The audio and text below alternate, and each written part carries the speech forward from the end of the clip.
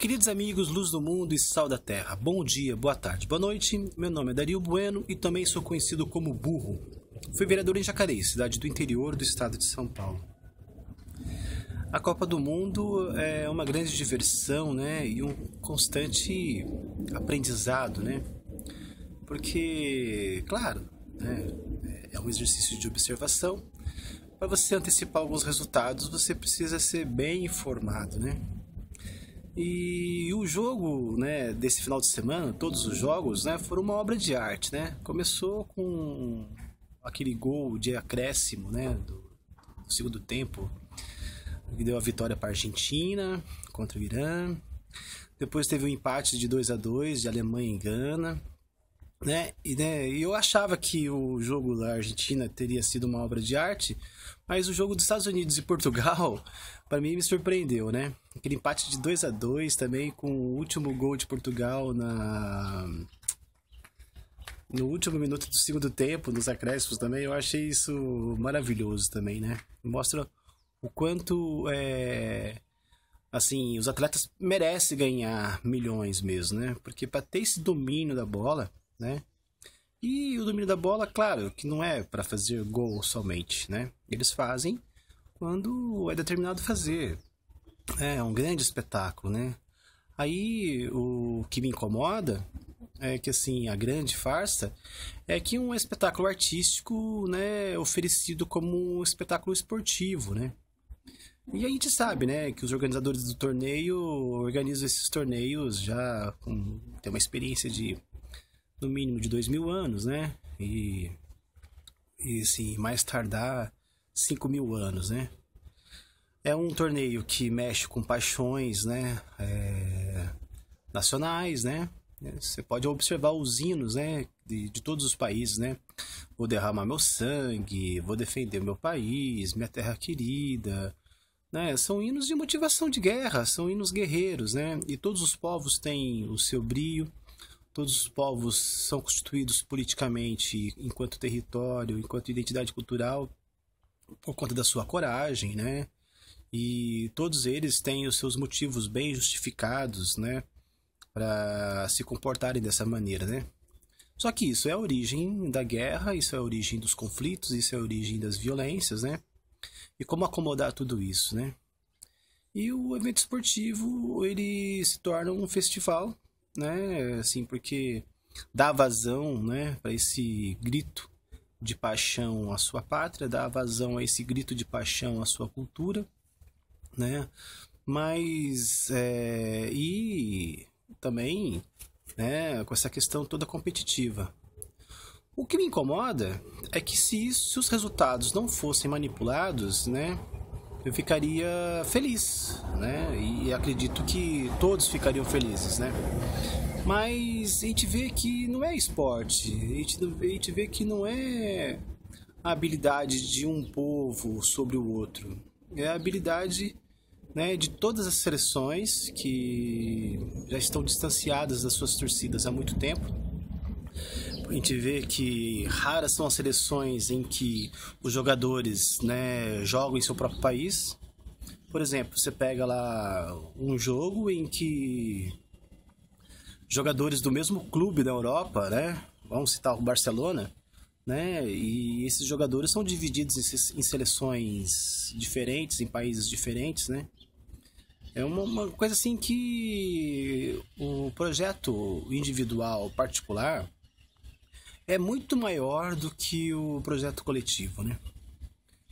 E a gente, como torcida, né, principalmente de povos reprimidos por governos de mão pesada, mão de ferro, o único momento em que a gente tem de alegria, né, de vestir as cores do próprio país, né, são esses grandes eventos, né?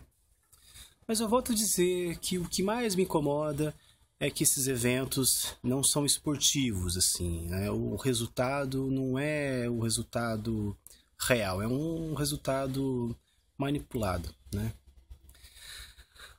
O jogo da Itália de hoje, para mim, né, foi um grande enigma, né? Porque eu estava imaginando, né, de acordo com a minha observação, de que a Itália seria campeã, né, dessa fase agora, né, e iria para as oitavas de final eliminando o Uruguai, né? Por conta da população italiana no Brasil, por conta da população italiana na Argentina, que são os dois países, né, com maior população e tal.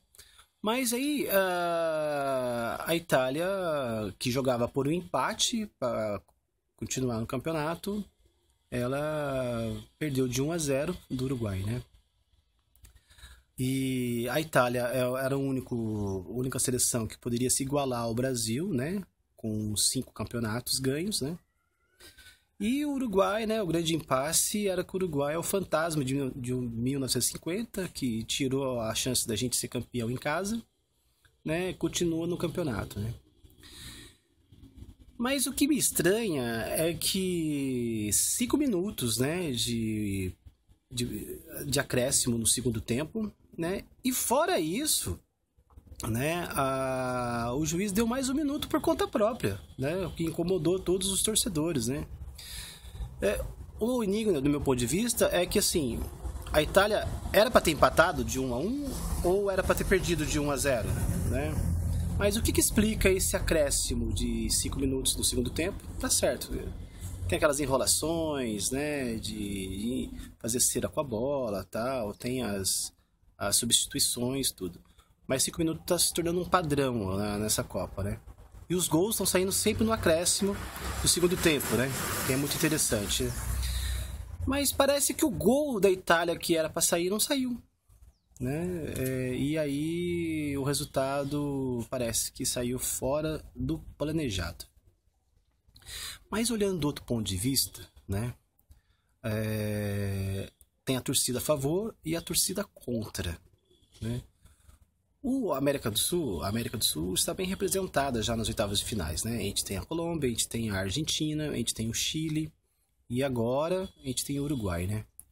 O Chile, ele vai ser eliminado pelo Brasil no próximo jogo, né? Isso já está mais que certo. O próprio técnico do Chile já confirma isso nas suas entrevistas, né?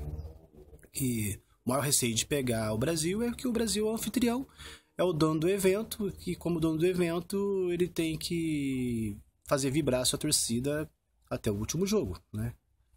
Não vamos esquecer que 2014 é o ano de eleições presidenciais aqui no Brasil, né? Isso é muito importante, né? Gastamos uma fortuna, né, para construir os estádios, muitos estádios desnecessários, né? Depois a gente vai falar sobre o estádio de Manaus, porque o estádio de Manaus ele é um grande equalizador, né, dessa Copa, né?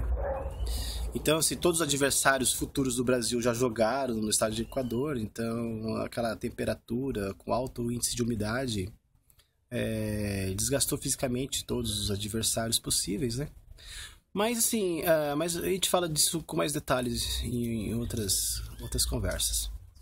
Mas assim, o que me chama a atenção é que, bom, o Chile já está eliminado, porque o próximo adversário é o Brasil. O gabarito é esse, né? Já sai nas oitavas, se despede nas oitavas de finais.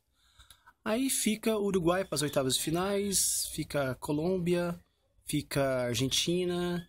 Desses 3 países, 2 podem ir para as quartas de finais? Acredito que sim, né? Mas aí, quem vai? Vai a Argentina ou vai o Uruguai? Esses 2 países, né, da região do Plata, né? Motiva, né? Motiva, por exemplo, o torcedor do Uruguai, né, torce contra o Brasil e contra a Argentina. O torcedor argentino torce contra o Uruguai e contra o Brasil. O torcedor uruguaio torce contra o Brasil e contra a Argentina e assim vai indo, né? E depois, como vai avançando o campeonato e vão eliminando as seleções, as torcidas vão torcendo por regiões, por representações, né? Os africanos torcem para a seleção que permaneceu do continente africano. Os europeus torcem para as seleções que permaneceram do continente europeu. A América do Sul torce para as seleções que permaneceram da América do Sul, né? E a imprensa, e a gente tem que lembrar que essa Copa, como ela não é artística, ela é esportiva, né? E aí fico admirado porque supera até a excelência do Circo de Soleil, né, nas suas performances, né? A imprensa ela precisa se ocupar, né, do maior evento do futebol do mundo, porque ela se ocupando do maior evento de futebol do mundo, ela deixa de dar maior espaço para assuntos internos de seus países, né? É o Brasil que é a sede da Copa, está tendo maior vantagem porque esse ano é um ano de eleição presidencial e para o Congresso, mas não só isso, né? Não é só a seleção brasileira que está jogando. Tem a seleção argentina, a seleção uruguaia, a seleção chilena, a seleção colombiana, né? Tem todos isso, né? Tem as seleções de outros continentes e cada país tem as suas questões internas, né? E a imprensa interna de cada país, ela precisa colaborar com seus próprios governos, né? Porque a gente entende que a imprensa não é tão independente como ela gostaria de ser, ou como ela quer nos dar a entender que seja, né? Então, aí é muito engraçado, porque a gente vai apreciando as coisas e a gente vai tendo informação pelo meio do caminho, né? Porque a gente já sabe que o suporte, né, e a nossa própria capacidade de assimilação não permite que a gente tenha todas as informações ao mesmo tempo. Mas a Argentina está com um grande problema, né, econômico, né, com seu tesouro, né? E os jornais argentinos precisam, claro, vibrar com a torcida do Uruguai, né, que é o fantasma de 50, né? Não só a favor da região do Plata, mas contra o Brasil, que é o grande adversário, né, esportivo da Argentina. Né? E então, nessa semana que a Argentina tem vários problemas, né, com seus papéis de tesouro, com seus credores, né, que a notícia saiu, né, vem a vitória do Uruguai. Então, assim, a política é uma areia movediça, né? Existe o planejado, mas existe o fato novo, e esse fato novo ele precisa ser contemplado, né?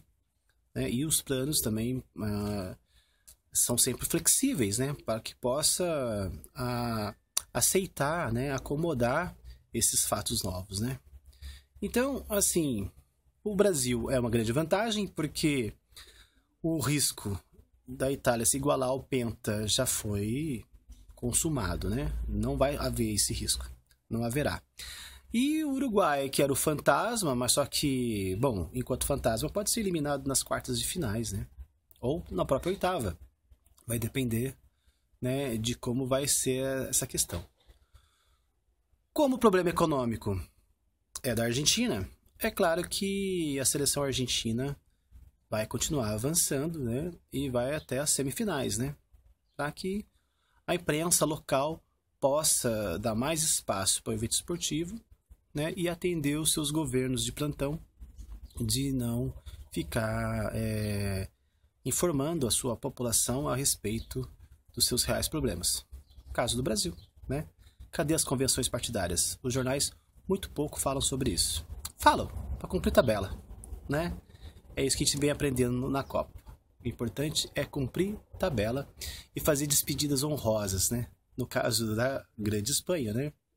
O 3-0 da Espanha, a grande campeã de 2010, né? Se despediu com 3-0 sobre a Austrália. Cara Escaleteia para todos vocês.